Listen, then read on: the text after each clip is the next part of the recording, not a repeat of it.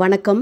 நம்ம இப்போ இந்த வீடியோவில் என்ன பார்க்க போகிறோம் அப்படின்னா 11th ஸ்டாண்டர்ட் அக்கௌண்டன்சியில் யூனிட் 3 அக்கௌண்டிங் ஈக்குவேஷன்னா என்னன்றது தான் இப்போ நம்ம இந்த வீடியோவில் பார்க்க போகிறோம். எஸ், பார்க்கலாமா? ஓகே, இப்போ பாருங்கள், அக்கௌண்டிங் ஈக்குவேஷன்றது என்ன அப்படின்னு பார்த்தீங்கன்னா, இது வந்து நம்ம பேலன்ஸ் ஷீட் ஈக்குவேஷன்னு சொல்லலாம். ஓகே, அதாவது இந்த அக்கௌண்டிங் ஈக்குவேஷன் தான் பார்த்திங்கன்னா டபுள் என்ட்ரி சிஸ்டம்க்கு ஒரு பேசிஸாகவே இருக்குது. இதில் பார்த்திங்கன்னா இந்த அக்கௌண்டிங் ஈக்குவேஷனில் அசெட்ஸை வந்து நம்ம என்ன சொல்கிறோம் அப்படின்னா, assets are equal to liabilities and capital அப்படின்னு சொல்கிறோம். இங்கே அசெட்னா என்ன அப்படின்னு பார்த்தீங்கன்னா, அசெட்டுன்றது it is a physical thing. Okay, அது வந்து அந்த பிஸ்னஸ் என்டர்பிரைஸ்க்கு சொந்தமான ஃபிசிக்கல் திங்கை தான் நம்ம இங்கே என்ன சொல்கிறோம்னா அசெட் அப்படின்னு சொல்கிறோம். கேபிட்டல்ன்றது என்ன அப்படின்னு பார்த்தீங்கன்னா, it is the application, financial application of the business enterprise. Okay, ஒரு பிஸ்னஸ் என்டர்பிரைஸோட financial application towards owners. Okay, ஓனருக்கு கொடுக்க வேண்டிய ஃபினான்ஷியல் ஆப்ளிகேஷன் தான் இந்த கேபிட்டல்ன்றது. அதே மாதிரி லயபிலிட்டின்றது என்னென்னா, அதுவும் வந்து ஃபினான்ஷியல் ஆப்ளிகேஷன் தான். ஆனால் இது பார்த்திங்கன்னா யாருக்கு அப்படின்னா அவுட் சைடர்ஸ்க்கு. ஓகே, இந்த கேபிட்டல்ன்றது யாருக்கு கொடுக்க போகிறோம், யாருக்கு சொந்தமான ஃபினான்ஷியல் ஆப்ளிகேஷன் அப்படின்னு பார்த்திங்கன்னா ஓனர்ஸ்க்கு சொந்தமானது. அண்ட் லயபிலிட்டின்றது அவுட் சைடர்ஸ்க்கு, அதாவது ஓனர் இல்லாமல் வெளியில், ஃபார் எக்ஸாம்பிள் பேங்க் கிட்டையோ ஏதாவது ஃபினான்ஷியல் இன்ஸ்டிடியூஷனோ இல்லை வந்து ஏதாவது டிபெஞ்சர் ஹோல்டரோ கிரெடிட்டாரோ அதை மாதிரி இருக்க அவுட் சைடர்ஸ்க்கு கொடுக்க வேண்டிய ஃபினான்ஷியல் ஆப்ளிகேஷன் தான் இந்த லயபிலிட்டின்றது. ஓகே, இப்போ அசெட்னா என்னன்னு தெரிஞ்சுதா? அசெட்டுன்றது என்னென்னா எனி ஃபிசிக்கல் திங், அதோட ரைட் வந்து யார்கிட்ட இருக்குது அப்படின்னு பார்த்தீங்கன்னா பிஸ்னஸ் என்டர்பிரைஸ் கிட்ட இருக்குது, which is owned by the business enterprise. அதை தான் அசெட். பிஸ்னஸ் என்டர்பிரைஸ்க்கு சொந்தமான physical thing, for example machinery சொல்லலாம், பிளான்ட்டு சொல்லலாம், ஃபர்னிச்சர் சொல்லலாம். ஓகே, அதை மாதிரி இருக்க ஃபிசிக்கல் திங்ஸை தான் நம்ம என்ன சொல்கிறோன்னா அசெட். அதோட ரைட் வந்து அந்த ஓனர்ஸ் கிட்ட இருக்கும், பிஸ்னஸ் என்டர்பிரைசஸ் கிட்ட இருக்குது.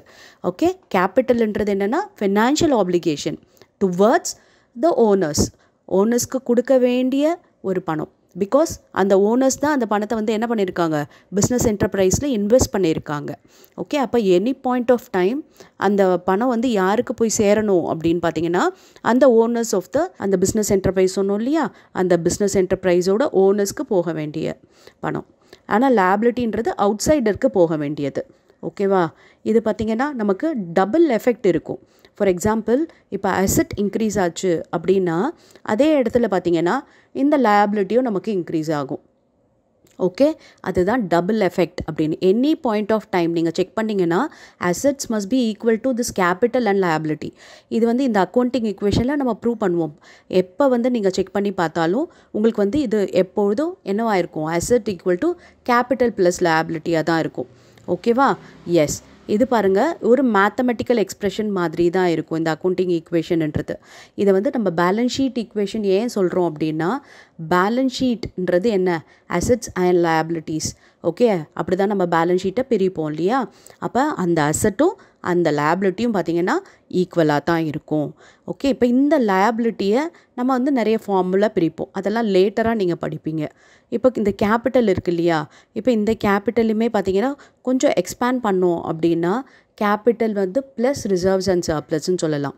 ரிசர்வ்ஸ் அண்ட் சர்ப்ளஸ்ன்றது என்ன அப்படின்னு பார்த்தீங்கன்னா, பிஸ்னஸில் வந்து ஏர்ன் பண்ண profit after paying all your டிவிடெண்ட்டோ எக்ஸ்பென்சஸோ பே பண்ண பிறகு பிஸ்னஸில் இருக்க ப்ராஃபிட்டை தான் நம்ம வந்து என்ன சொல்கிறோம்னா ரிசர்வ்ஸ் அப்படின்னு சொல்கிறோம்.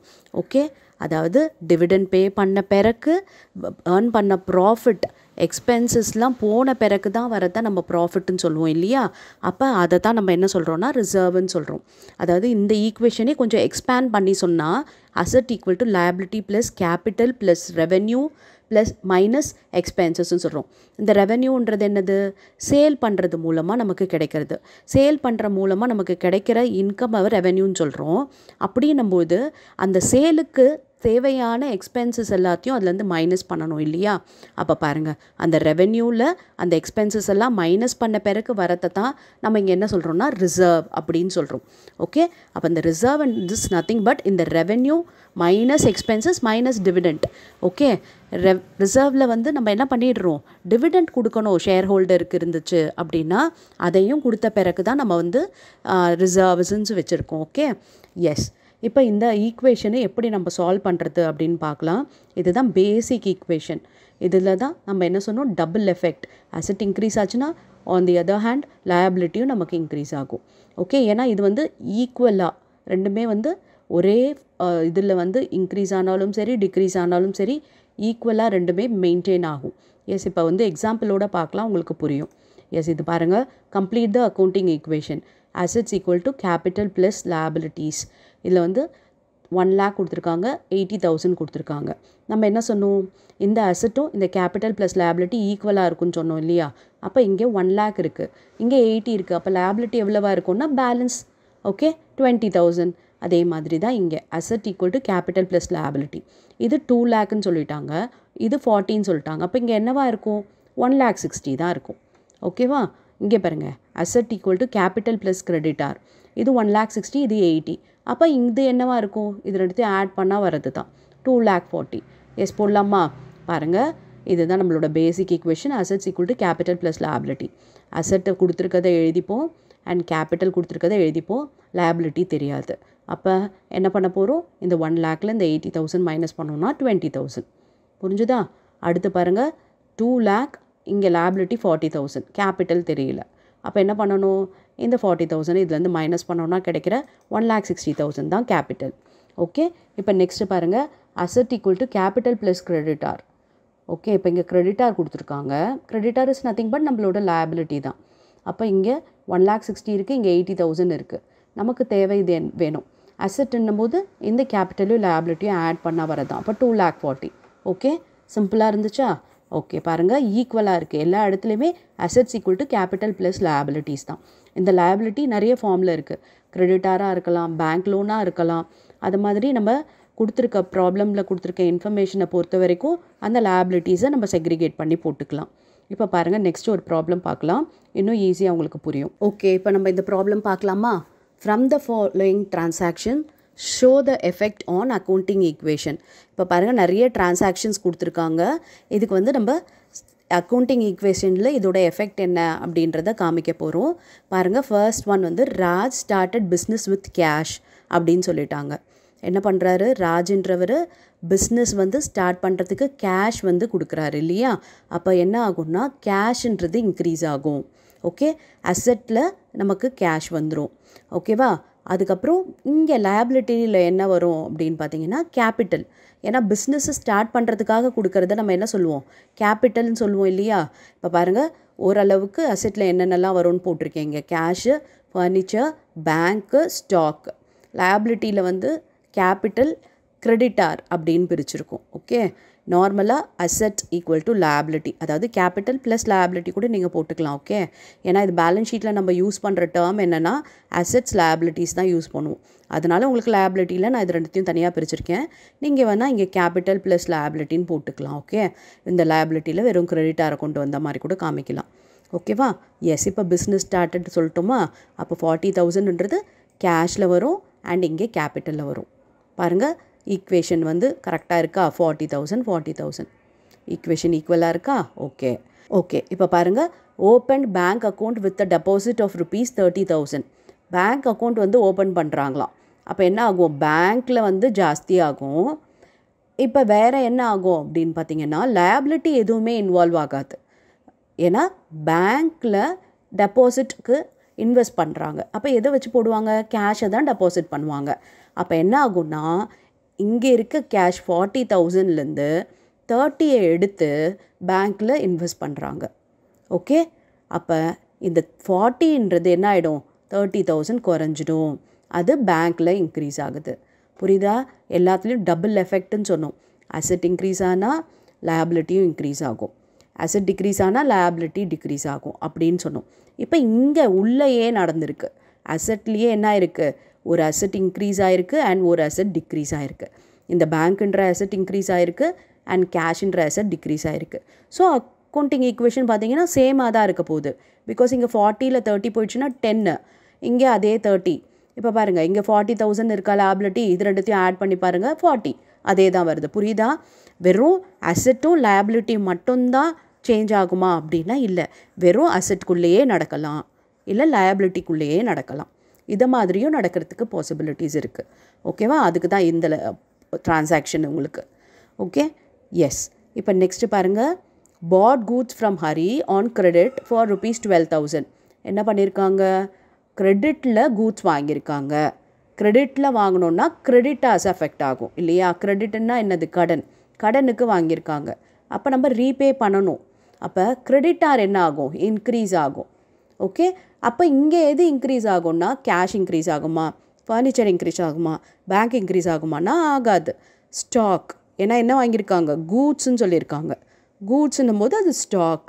அப்போ ஸ்டாக் இங்கே இன்க்ரீஸ் ஆகும். 12,000 இங்கே கிரெடிட்டார் இன்க்ரீஸ் ஆகும். இப்போ ஈக்குவேஷன் பாருங்கள், இது அப்படியே 10,000 வரப்போகுது, இது 30,000 வரப்போகுது, இங்கே 12 வரப்போகுது. இங்கே பார்த்தீங்கன்னா 40, 12. ஈக்குவேஷன் சரியாக இருக்கா பாருங்கள்? 10 + 30 40, 40 + 12 52. இங்கே 40 + 12 52 ஈக்குவலாக இருக்கா? எஸ். இப்போ நெக்ஸ்ட்டு பார்க்கலாமா? Raj withdraw cash for personal use ₹1000. என்ன பண்ணுறாரு? ராஜ்ன்றவர் வித்ட்ரா பண்ணுறாரு. ஓகே, கேஷ் வந்து வித்ட்ரா பண்ணுறாரு. எதுக்கு? பர்சனல்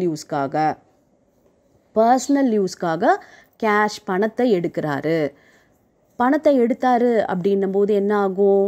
கேஷ் வந்து நமக்கு குறையும். அதே மாதிரி பிஸ்னஸில் போட்ட பணத்தை தான் எடுக்கிறாரு. அப்போ கேபிட்டல் நமக்கு குறையும். புரியுதா?